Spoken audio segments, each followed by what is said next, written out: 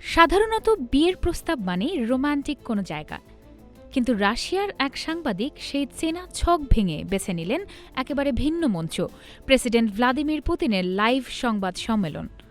পুতিনস TV marathon নামে পরিচিত বার্ষিক এই ভাষণ চলছিল ইউক্রেন যুদ্ধ ও পররাষ্ট্রনীতি নিয়ে।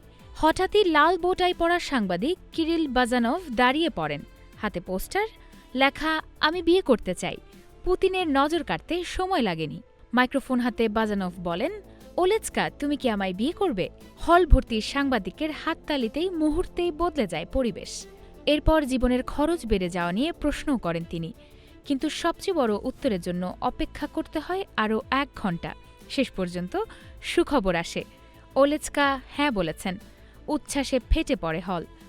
বিয়েতে আমন্ত্রণ পেলেও পুতিন হাসতে হাসতে বলেন, নতুন দম্পতির জন্য তহবিল তোলা যেতে পারে। পরিবার চালানোর দায়িত্ব তো পুরুষকেই নিতে হয়, অন্তত বিয়ের খরচ জোগাড় করা যাক, বলেন রাশিয়ার প্রেসিডেন্ট।